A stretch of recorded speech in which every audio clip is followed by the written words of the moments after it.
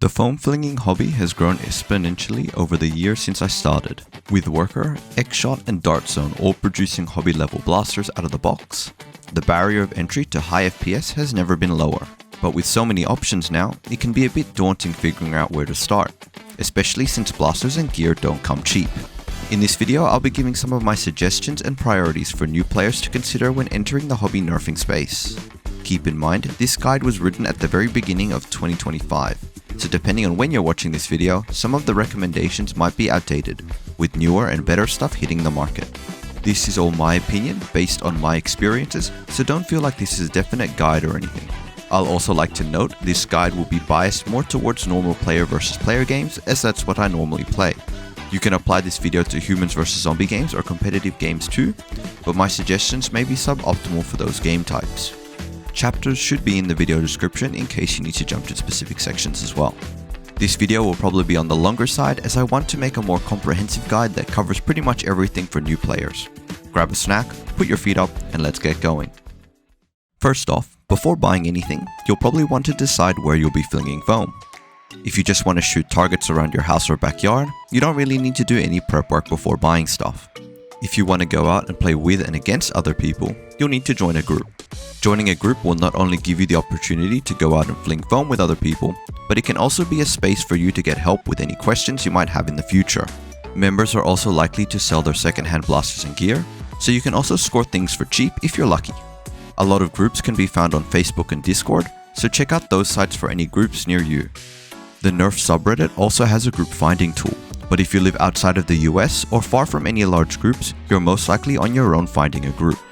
It's also a good idea for you to find a group before buying stuff in case they have any restrictions regarding blasters and gear. For example, Sydney Nerf, which is the group I play with, has tactical gear and clothing restrictions when playing at public fields, as well as strict blaster appearance guidelines for any event. Learning about these rules before buying stuff will help prevent you from buying something that you won't end up being allowed to use.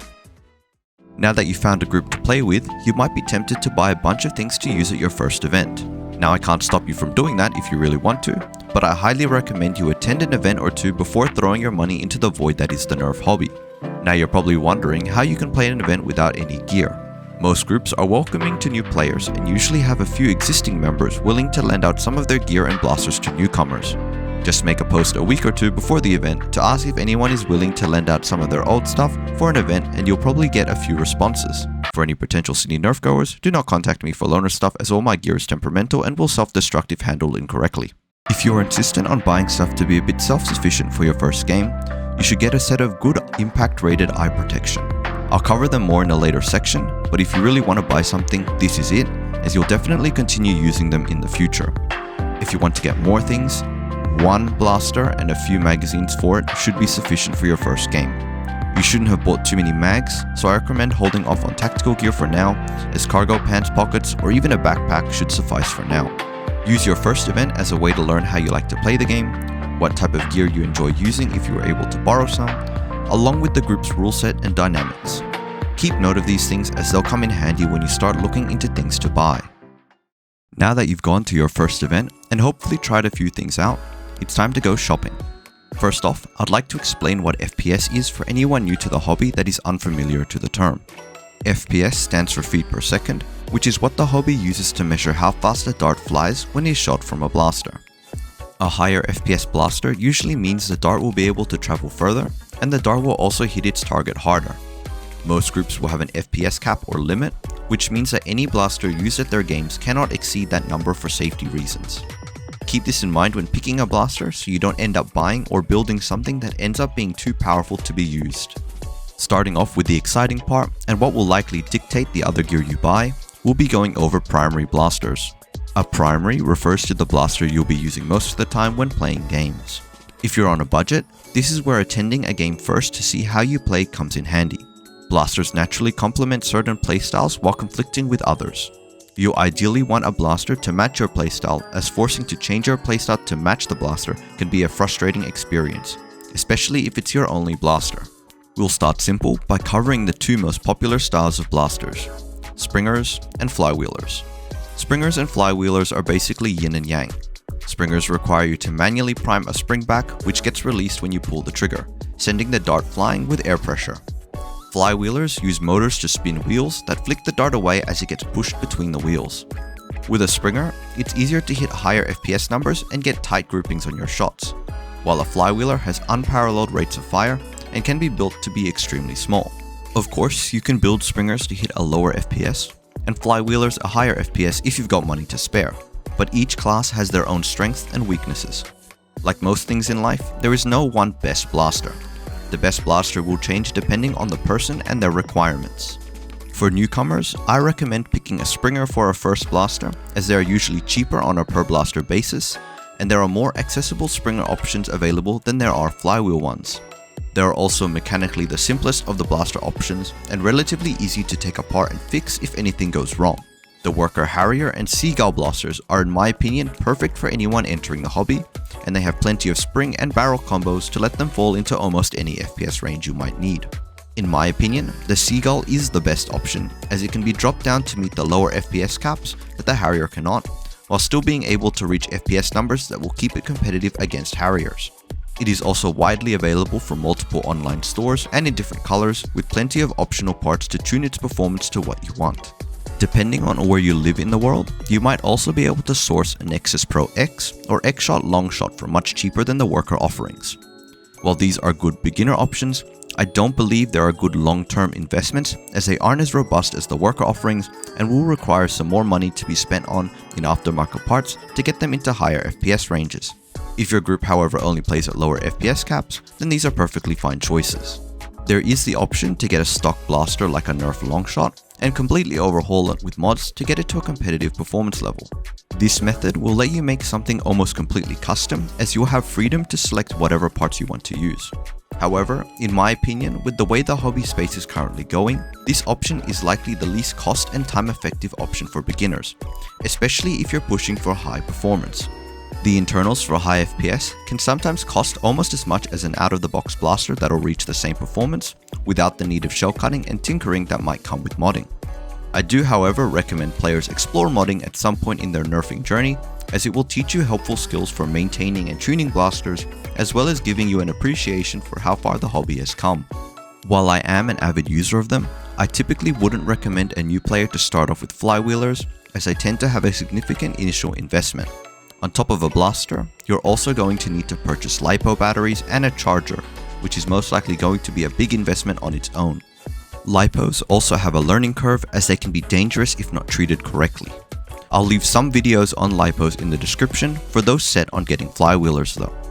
The Nerf Pro Strife X seems to be a perfect entry point for flywheelers, but I don't have any personal experience with it. It comes with its own protected LiPo battery out of the box, so you won't have to worry about LiPos while starting out. The distribution of this blaster has been kind of weird though, and it's been out for a while, so I don't know how easy it is to source one these days. Unfortunately, there aren't as many entry-level out-of-the-box flywheelers than there are springers. Worker offers the Phoenix and Phoenix 2.0, but these only accept the Worker Angled Talon magazines, which are a different magazine ecosystem that isn't compatible with most blasters. The Dart Zone Maxim Pro seems like a solid choice, but can be pricey to source if Dart Zone doesn't sell locally in your country.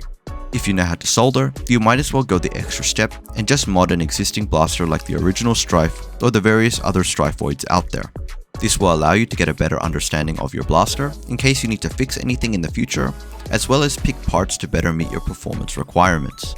On a side note, one thing you might have noticed in the hobby space is the use of half-length darts. As the name implies, these darts are half the length of the standard darts you'd see on store shelves. Half lengths are far more accurate than standard darts and allow blasters to hit higher velocities. Pretty much all hobby springers will use half-length darts exclusively, with flywheelers using either dart length depending on the blaster. I recommend using half lengths for everything hobby level, since the mags are smaller, allowing you to carry more ammo, and the accuracy benefits outweigh anything full-length darts offer. Back to blasters, let's cover the more advanced types. We're gonna get a bit technical here, so bear with me and I'll try and explain stuff as best I can. Aside from springers and flywheelers, there are also 3 other types of blasters that are popular in the hobby. I don't recommend these for most beginners, as they either aren't for the faint of heart or aren't good investments for a first and only blaster. Feel free to skip to the timestamp on the screen if you don't want to listen to this extra lesson. The first and simplest are stringers. They use an elastic cord to fling a dart like a bow or crossbow. They have pretty poor performance, so I don't recommend using them unless you play at really low FPS caps, in close quarters, or just target shooting. The second type are AEBs. AEBs, or automatic electronic blasters, use motors and batteries to automatically prime a blaster's spring, making them a middle ground between springers and flywheelers. They've been exponentially growing in popularity in recent years, as they provide the accuracy and range of traditional springers, while having semi-auto and full auto firing modes like flywheelers. I don't recommend them as a first blaster, as the current options all have flaws which cause them to self-destruct to some degree over time. This means you will eventually need to open them up to fix their internals, which will be significantly more complex than a traditional springer or flywheeler. They are also less versatile in what FPS ranges they can hit, without a lot of trial and error. So if your group plays at a lot of different FPS caps, it can be hard for an AEB to be a one-size-fits-all deal. The third type is HPA. This is a pretty rare option for most of the world due to laws and such, but it's pretty common here in Sydney. They're like AEBs as they bridge the gap between springers and flywheelers in the same way, except they use high pressure air to propel the dart. Depending on what core the blaster is using, the dart will either need to be manually loaded like a springer, or it will be able to load itself and be semi or full auto. I don't recommend these as a first blaster, as like flywheelers, they require a lot of expensive supporting gear to actually use, and if set up incorrectly, you will have created a pipe bomb. You've probably seen pictures or videos of people with pistols and doing cool transitions between the primary and secondary when they run out of ammo in the middle of a shootout. While as cool as they aren't necessary for beginners on a budget. They have a bit more importance if your group has minimum engagement rules, which prevent you from shooting a person within a specified distance if your blaster hits higher than a specified FPS limit. As an example, Sydney Nerf has a minimum engagement distance of 10 meters for all blasters shooting higher than 180 FPS. This means if I have a blaster hitting something like 220 FPS, I can't shoot someone within 10 meters with it. In these situations, a secondary blaster will come in handy. However, what I recommend for beginners on a budget is to have your first primary fall just below the FPS where minimum engagement rules apply. In my example, have your blaster hit around 170 FPS, so you don't have to worry about the minimum engagement distance rules for now. Once you've got the funds for more gear, then you can invest in a sidearm that falls under the minimum engagement distance FPS cap, and then make your primary hit higher FPS numbers. You'll now need to learn to switch to your secondary when someone moves within your minimum engagement distance, but with a higher FPS blaster, you should be able to tag them out before they reach that range. For suggestions on secondaries, the Hairtech Diana is currently the best sidearm on the market at the time of making this video. It does pretty much everything you want a sidearm to do, with quick response time and follow-up shots, full auto if needed, and is magazine fed in an incredibly small package. It could even serve as a primary if you wanted. The Worker Nightingale 1.0 and 2.0 are options that can do what the Diana does, just slightly worse in my opinion. They are, however, significantly cheaper, so they're probably the better choice for those who want a sidearm but aren't super serious on wanting to squeeze out the most of their gear and bank account. The ZWQ Fire Rat and Viper are good Springer pistol options and are what I was recommending when I was writing a beginner's guide like this back in 2023. They are, however, completely outclassed by the flywheel options today, since you'll only get one panic shot off before needing to manually prime the blaster again. Modified hammer shots fall in a similar vein as a decent Springer option, trading capacity and reload speed for one-handed operation. With blaster types and classes out of the way, it's time to cover another subsection of blasters. The nerfing hobby has now reached an almost symbiotic relationship with 3D printing, since it has allowed many people within the hobby to prototype and create their own blaster designs for personal or widespread use. Popular designs like the Gavin Fuzzy SBL and the Flygonial Griffin can be found worldwide and in many levels of the hobby space. 3D printed designs are perfect for those looking for something super specific, as they let the user tweak parts themselves or use unique color schemes. This freedom, however, comes at a price, and usually a relatively high one at that. If you already own a 3D printer or know someone that can print stuff for you, you can buy hardware kits for blasters. These can range from pretty cheap to being almost as expensive as an out-of-the-box option. Keep in mind that you'll still need to assemble everything yourself and make sure it all works properly too. Some online stores will sell the printed parts on top of the hardware, but these will cost a lot most of the time. Often enough, the price is high enough to make you consider buying your own printer to print stuff yourself in the future. As a general rule of thumb, printed blasters are what I'd recommend for those planning to either stick around in the hobby for the long run or want one specific blaster and nothing else. A single printed blaster can sometimes cost the same amount for a few out-of-the-box options if you don't already own a printer. If you're coming into the Nerf hobby space from the 3D printing space and already own a printer, well then you're in luck. You've basically got unlimited options that you can probably get cheaper than the higher end out-of-the-box stuff. For the final part of the blaster section of this video, I'll be talking about blaster attachments. I'd like to make this very clear. They are not necessary for beginners. This is specifically regarding the tactical stuff. I've been seeing a lot of questions lately from new players asking about sights and other attachments and where to get them while they're still planning on attending their first event. Things like lasers and magnified scopes are completely unnecessary for a new player and a waste of money, as the former is a safety hazard and the latter is going to be unusable unless your blaster is hitting extremely high FPS. At most, a new player might want a simple red dot sight for their Springer blaster and maybe a more comfortable foregrip to prime their blaster with. A flywheeler probably won't even need any of these, and they'll just end up being dead weight. You're probably thinking that I'm a massive hypocrite since my primary flywheeler sometimes has like a billion attachments. Yes, I will admit to that, and I have them because they make the blaster look cooler, but I slowly built up to this number of attachments over time, which is important to take into account for new players as they have a bunch of other things that they'll need to consider to purchase. So attachments that serve no practical purpose fall significantly lower on the priority list. Also, they make the blaster weigh almost 3 times as much as it should, so it's extremely suboptimal and why I use a stripped down version for CQB games. I understand looking and feeling cool is a big part of the hobby, but attachments are mostly vanity accessories for your blaster. There's plenty of stuff you'll have to spend money on as a beginner, so you can save yourself some money and put these on hold for now until you're confident you actually enjoy the hobby and will stick around to be able to spend more money. Now, an attachment that is actually useful and somewhat necessary nowadays if you use a Springer is some kind of muzzle device. These come in 3 types. The first and most versatile type are scars. These use strings arranged in a way to provide twist to the darts you fire, making your shots more accurate. Most scars these days are adjustable, allowing you to change the twist of your shots. This is useful if you want to fine-tune your accuracy or want to use one scar across multiple blasters, as some blasters require more twist than others. You will lose some FPS using a scar, but the accuracy improvements are worth it.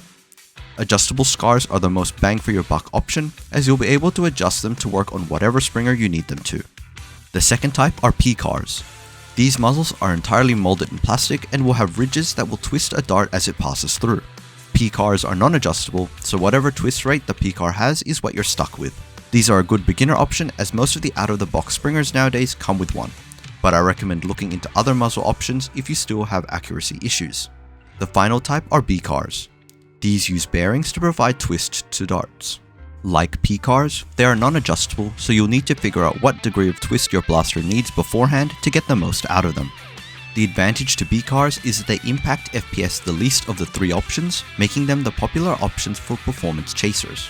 The main issue with them is they don't seem to perform as well with used darts, while also being often the most expensive option of the 3. As they can be expensive and are non-adjustable, I recommend finding a Springer you really like first, then finding a B-car suited for it and keeping it on that blaster. To summarize the blaster section, here's my simplified do's and don'ts list. Feel free to pause and screenshot this. For my recommendations, I recommend a beginner on a budget to get a worker's Seagull, using the included P-car, and set it up for a range not affected by minimum engagement distance rules if your group has those. If you've got more money to spend, a Seagull with a B-car set up for a comfortable FPS range with maybe a red dot on it, and a Nightingale 1.0 or 2.0 as a secondary. If you're rolling with money, then just buy whatever you want, I guess. Just try to steer clear from the advanced options unless you have backup blasters or the confidence to fix them. Now that you've picked your blasters or blasters, it's time to think about gear. This includes things that will help you in a game and anything you might need to bring with you to an event. Starting off with the most important piece of gear you'll need in the hobby, and that's eye protection.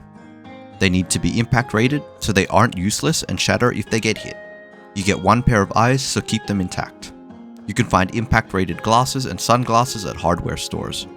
Airsoft eye pro and snowboarding goggles are also good options if you need to account for stuff like prescription glasses. Full paintball and airsoft masks might also be a good option if you want to protect the rest of your face. However, some groups may have rules about face coverings, so make sure to double check before making a purchase. Something you might overlook when packing for your first event is tools. Bringing a few different screwdrivers and hex keys can come in handy if you need to disassemble a blaster on game day. Some kind of tape can also be handy in case you need to fix something. An unjamming rod or a long stick that can fit down your barrel can also help when unjamming your blaster. You would preferably want something that you can take on the field, so the collapsible unjamming rods you can 3D print are a good idea, or a chopstick can suffice if you don't use really long barrels. Your clothing also falls under gear. Make sure to wear comfortable clothes and keep in mind the weather and terrain you'll be playing in. Cargo pants are usually a good choice as they are often pretty rugged and will let you carry extra stuff like magazines on the field without extra tactical gear. It's also nice for your top to be breathable and moisture wicking as you'll likely be sweating and it's uncomfortable to run around in drenched clothes. A sports jersey or sportswear are good since they're designed to be worn in these kinds of situations. Picking the right footwear is also important and can help prevent injury. If you're playing on flat solid ground, rubber shoes will work fine, but if you're playing on uneven ground that has loose rocks and such, boots with ankle support can help prevent you from spraining something if you fall or step awkwardly. Your blaster will need to be loaded somehow, which is what magazines are for. Like I mentioned before, there are full-length and half-length dart ecosystems now, with the latter being more popular in the hobby space. Most half-length blasters will be compatible with Worker's straight talons. These are a good option as they're pretty cheap and durable. The Dart Zone and X-Shot half-length mags will not be compatible with Worker blasters, however these companies' blasters will be compatible with talons. Do keep in mind when purchasing talons that they also come in an angled variety which is a different ecosystem and won't be compatible with straight talon blasters. If you're running a full-length blaster for some reason, then you won't have to worry about compatibility. There's only one standard for full-length magazines, so they should all work interchangeably. I recommend people start with 4 to 5 mags, as that should be enough for most games if you're using a Springer, and you can always buy more mags in the future if that doesn't end up being enough for you. You might run out of ammo for longer games, but if you aren't too trigger happy, you should be able to pace yourself. Now onto the fun part, tactical gear. This includes all the fancy gear that's more purpose-built for shooting hobbies, so you're probably going to have to find them in more specialized places. I'll be covering the more popular types of tac gear used to carry mags and other equipment, but I won't be giving suggestions on specific models or brands, just general setups. I also won't be covering types of pouches either, as there are far too many to cover in this video. This isn't a definite tier list on what is actually good or not, but what I believe is good for a beginner on a budget. To quickly explain the tiers, S tier is a must buy for everyone, A tier is a strong recommendation, B tier is a solid choice, C tier is okay but there are better options, D tier is bad, and F tier is a complete waste of money. First off is belt setups. Belt setups allow you to attach pouches to your hips or waist, keeping your upper torso free and mostly unobstructed if you like mobility. They are also good for attaching a holster if you use a sidearm and need to keep that on you during games. There are two types of belts you commonly see used.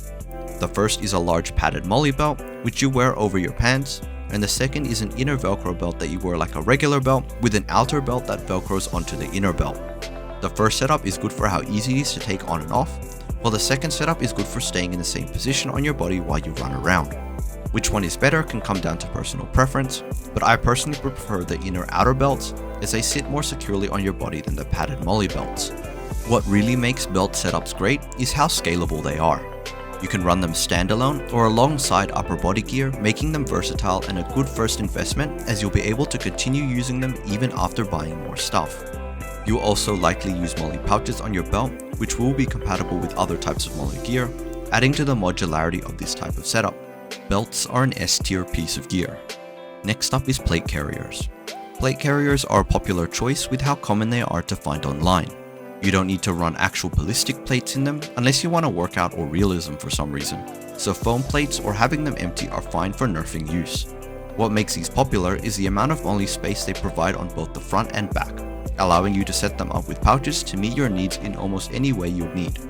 They however can get quite hot with all that material pressed on you and may not appear very friendly to the public depending on where you play, so keep that in mind.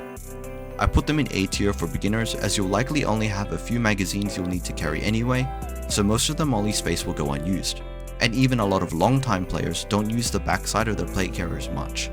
What makes them good is how easy to find they are online within plenty of different price ranges and styles. They are also versatile like belts, and you can change your plate carrier setup pretty easily to fit whatever gear you buy in the future. Next is chest rigs. Chest rigs are similar to plate carriers, except they are usually smaller and only cover the front half of your body. These are a better choice than plate carriers in hot weather or in public settings for those reasons. Depending on the model, they can either have MOLLE space or inbuilt pouches. MOLLE rigs are versatile like plate carriers, but can be sometimes a bit awkward if you have to attach a lot of stuff to them, since they don't have much structure and tend to flop forward with the weight. The pre-built stuff is more solid, but provides less freedom on how you set them up. The AK chest rigs are a good option, as they just have massive pouches which can fit both full and half-length mags decently, but not super securely. Micro chest rigs have gained more popularity after the shift to half-length mags, but they can limit how many mags you can carry depending on the inserts you're using. I put chest rigs in B tier due to their price and by how much they vary. Chest rigs are often more expensive than plate carrier options, especially if you want one with MOLLE. And they can also be confusing if you're looking for the pre-built stuff, as they have pouches for real steel magazines, which can be hard to understand what will fit your foam flinging magazines as a beginner. Bandolier rigs have gained popularity in recent years in the competitive scene in the hobby due to their low profile while still being able to carry all the essentials. I'm specifically referring to the invert style of bandoliers which have MOLLE space and not the Nerf style bandoliers that have elastic to hold magazines and loose darts. They fill a similar role as small chest rigs, just worn a different way. Even though I just said they're popular in competitive events, I will be putting them in C tier as they can be a bit harder to find than chest rigs and are less scalable compared to other MOLLE options due to their size and diagonal setup. You're probably better off trying a more traditional setup and learning exactly what you want or need to carry on a chest setup before moving to something like this. Looking online, you'll probably see these zip-up SWAT vests. These usually only have built-in pouches and sometimes even a holster. While they look like a good deal, these are a waste of money. Their pouches won't hold half-length mags very well, and definitely won't fit full-length mags.